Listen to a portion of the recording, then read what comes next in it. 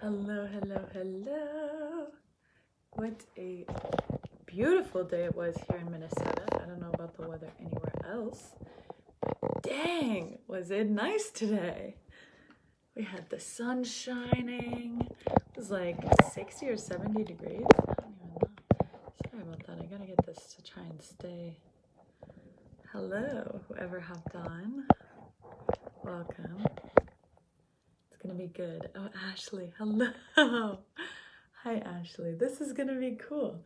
If you want to join once I get started on the topic, since you have been a friend of mine since I don't even know how long ago. It's been quite a few years. All right, well, I guess we'll start. We got about 5 people watching. So I wanted to go live and just discuss my experience with having friends and what that's looked like and what it looks like now and what I've learned. And let me tell you, wow. Growing up, I had a wide variety of friends from a wide variety of walks of life. And I can honestly say, growing up, I never felt as though I had a best friend, someone that I could share absolutely everything with. And that was interesting, you know. So then when it came to the friendships that I had, I felt as though I couldn't quite be completely open with all of the groups of friends that I had. With one group of friends, say it was my friends from church, Ashley, like, hey girl, you had gone to the same church as me growing up. And I definitely felt like with my friends from church, I was able to share, you know, things that were relevant to the church that we were in and things that I didn't feel would offend anybody. And in school, that was different than what I could share with my friends in church and my friends, you know, family friends, things like that. So I just felt like I wasn't able to be completely authentic. But I also see that it wasn't necessarily because of anybody else. You see, at the time, I felt like, oh, it's because they're from this and they'll judge me and the. But now I see it was my inability. Well, I really wasn't clear actually on exactly who I was and what I stood for and the principles that I lived by. And because of that, that was reflected into my relationships from a young age of not being clear and able to stand with kind of that sense of, it's almost like authority over your own life of like, I know this is what I'm doing, I know what I stand by, and I'm able to connect with anybody from a wide variety of walks of life because you are able to be transparent and authentic and genuine and really vulnerable. It's much easier to, you know, be that authentic self when you're clear on who you are and what you stand by. And so from a young age, because I wasn't super clear on those things, I found it was difficult to relate to people truly and or share and feel like I can hold that kind of space with other individuals. So relationships growing up and into high school and college, how I found friendship was to find a group of people that I could join in on what they were doing, whether it would be different hobbies or if they enjoyed different kinds of games or movies, TV shows, whatever it may be, or sports, you know, that's how I would find my group of friends, would be to join those things and to like what they like. And it wasn't to say that I like was going out of my way purposely saying, oh, I like this because they like that. It was like a natural way that it wasn't a choice that I was making consciously. It was more of like a subconscious, like I want to have friends, and so I'm going to gravitate towards these things because I see these people are doing these things. And so, you know, I got to know a wide variety of people from a wide variety of walks of life, and I quite enjoyed that. I enjoyed the variety. I enjoyed not having to do the same exact thing every day because, you know, I really didn't see myself totally identifying as any of these groups of friends. And so that's also a thing, was that in that I wasn't completely, sort of say, like committed to a certain group of friends. And so in that it was difficult because like I had a lot of things going on a lot of times. I was in many sports and different groups, and just a very involved person, lots of jobs. And so I would join a lot of different social circles and go to a lot of different gatherings. And so things, I wasn't like totally present in one group. And so I see that definitely reflected into my relationships with people from any group. It's like, you know, I felt kind of scatterbrained, and I really, like I said, wasn't clear on the direction of my life. And so I found it was more of an seeking of energy experience. So like that was my decision-making process, was like, okay, what is going to give me the most enjoyment? What is going to fulfill my emotional needs for the time being? Let me go do that. Or if I'm feeling a certain way, I know this person is going to be able to, you know, feed that emotion, or this person would be able to support me in this way. And so it would just kind of be like, okay, well, like really just like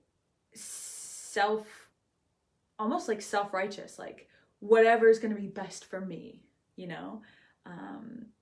And likewise, I was very much so like a people pleaser as well. And I genuinely cared for everybody I interacted with. And so if anybody ever needed anything, I would go out of my way to support other people as well. And so it was like this give and take of like energy experiences, sort of say, of like, if they need me, I'm there for them, or if I need them, they're there for me.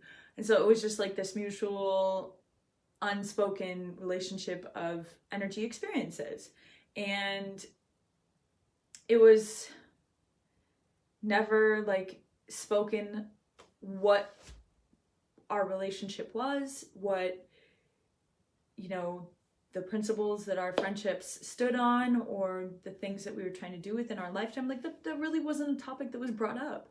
You know, we just, you know, and especially in college, getting into alcohol and some drug use, and that really took over my life for a couple years. And it was really profound how that affected my relationships as well, because I found, you know, different groups of people were into different types of substances, different types of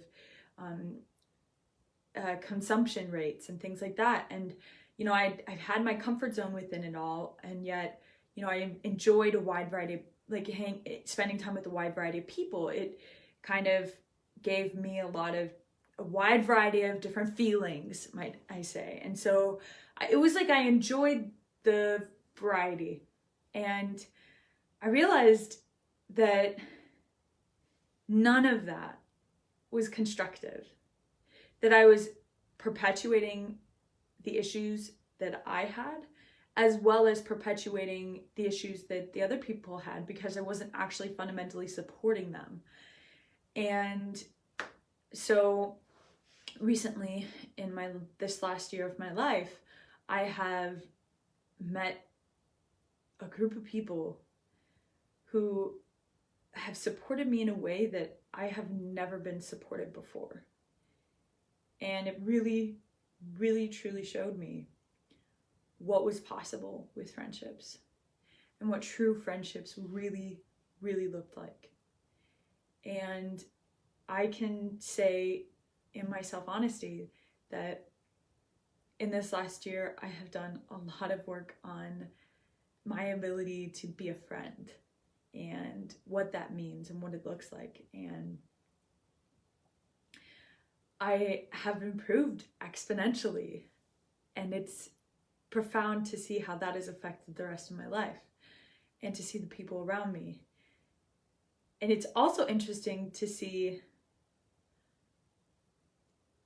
with that being said, to see the improvement in my relationship and to see who I surround myself with and how, what a real friendship looks like and real fundamental support and how constructive that is and how much faster you can move and create and do things because you have that support system.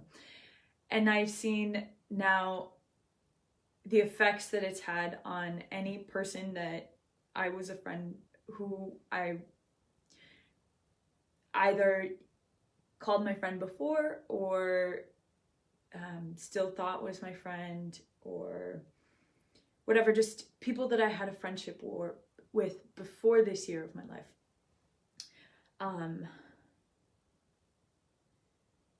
Super interesting. Just to see how, as I take on more responsibility and as I have let go of a lot of things from my past, like I said, I in college was kind of in a discovery phase, experimenting with substances and things like that. And then this last year, like, I've completely be rid of all of that. I have stopped drinking alcohol. I've stopped smoking, all of it completely. And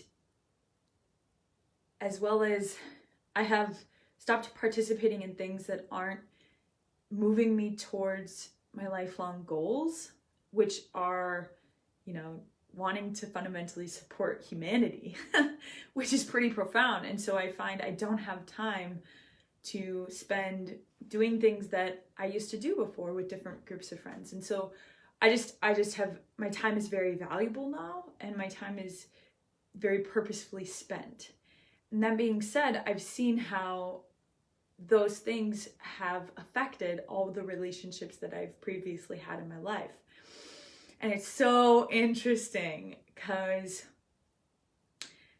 I have lost quite a lot of friends, a lot of people who once used to be a good friend of mine have either completely unfriended me, disowned me, or just completely cut off communication.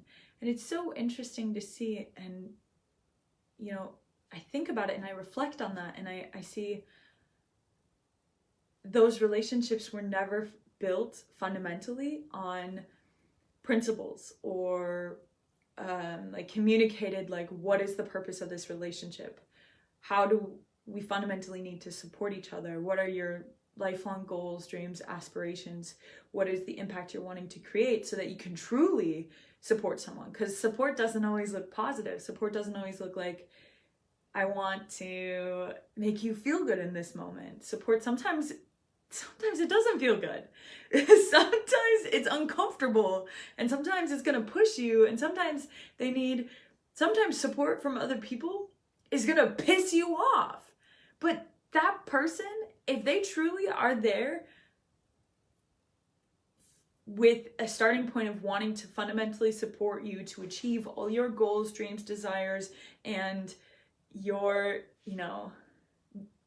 how you want to impact the world, if you truly see that they're in aligned with that, and you have agreed upon the principles that you live by and things like that, like, sometimes them pissing you off is exactly what you need to get you to move, because we are people who kind of get into these patterns and we're comfortable with it, and then that's all we do is just move within those patterns.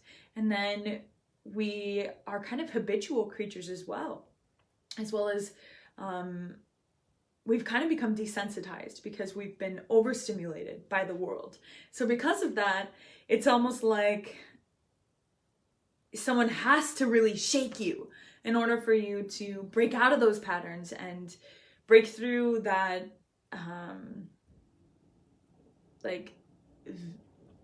just break through your, like I said, the pattern that you're stuck in. And so, yeah, sometimes it takes a big thing. And like I said, that may be uncomfortable and piss you off and whatever. But if you have those real relationships, you know they're supporting you by doing that. And that's a good thing. It's a great thing. But if your relationship is not built on principles and understandings and clear communication on what this relationship means and the goals that you guys have, like, if the other person pisses you off, you're just not going to be their friend. If they start changing and if they start, seeing things differently than you are or doing things differently than you're doing, then you're not going to be their friend anymore. It doesn't make sense because your relationship in the beginning was only based on the feelings that you were giving each other anyways. And so real relationships, it doesn't matter how much somebody is, progressing and changing and developing, you will support them because you're in alignment with what you want to accomplish in life. But if you aren't clear on those things, your relationships will not last. They will be temporary while you are doing similar things or while it makes you feel good. And once that's over, then you no longer will be friends. And everybody is temporary and you can't count on anyone. And that happens in friendships, relationships, jobs, anything. Like, if it doesn't make you feel good and you're not clear on where you wanted to go within it or what it was built on, it's temporary. It's temporary. If you want relationships to last throughout your life, if you want things to really develop into a beautiful thing, a support line that will push you to grow and expand and move and create, then you have to be clear on why you're in that relationship or friendship or work job or whatever. Like, be clear, like, why are you doing this? Like, what is the end goal within it? And what are the principles that you're going to move through while you're there? Like, without those things, nothing will last. Nothing you build will sustain itself. It will collapse and be no more. And I had somebody, one of my new friends from this year, actually, his name is Chris Bowie. He made a YouTube video a couple days ago.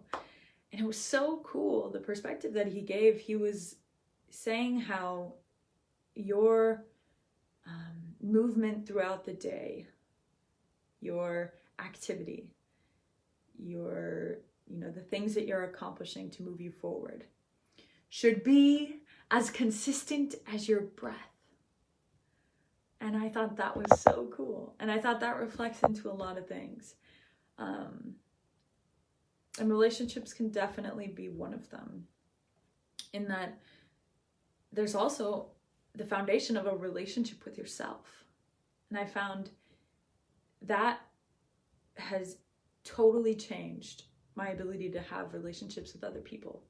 Is first defining that for myself. What am I going to live by? Who am I? What is the point of this existence for me? What are my end goals in life?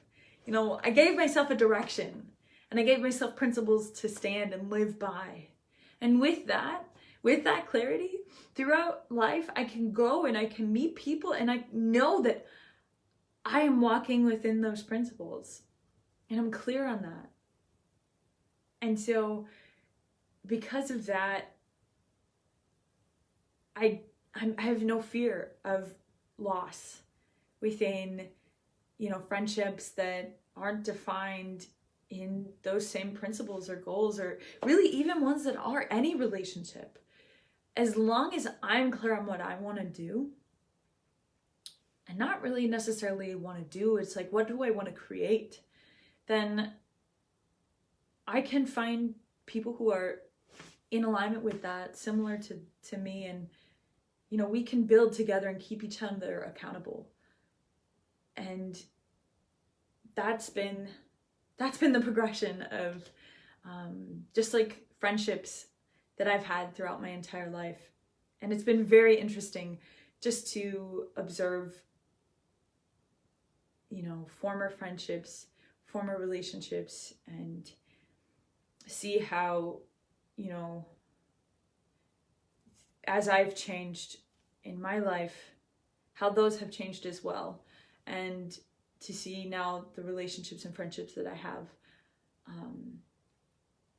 And when you have genuine relationships, that you're clear on, why you're in this relationship and friendship, and, the things you want to accomplish in life, how much it can fundamentally support and progress you forward in such a short amount of time. So that was just my little snippet on why I used to suck at having friends. And I appreciate you guys allowing me to come on and be vulnerable. I hope you got something out of the live. I'm going to be continuing to put out more and more content. Everybody, thank you for being patient with me in this process. I know it's sometimes difficult to follow along watching a progression of a person, because some things that they may post on social media may trigger you, and it may provoke feelings inside of you, and you may get frustrated and things like that. But I want to encourage those that have continued to follow along to try and observe from a more logical, unbiased standpoint, and just see how much I've grown in this last year, and how much that's profoundly impacted my life and my relationships that I have around me, and see that it is good. It is phenomenal. And I have never been better. I can truly, honestly say that in my entire life, I have never been better. And I truly believe that started with a relationship with myself. Because nobody teaches you that. Nobody ever taught me that I needed to have a relationship with myself, that I needed to know what I stood by, to know what I was fundamentally trying to create within this lifetime. And now that I'm clear on exactly what I want to do and all the principles that I stand by, then it's just move. Then it's just go. I don't have to think about those things anymore. And that is profound. And it's amazing to see the people that have chosen to walk alongside me in this process, and to see the new people joining. And yeah, so I appreciate all your support. I appreciate all your feedback as well. It's been really interesting to see people's reactions to my content recently. So yeah, awesome. Thank you guys. Have a great evening.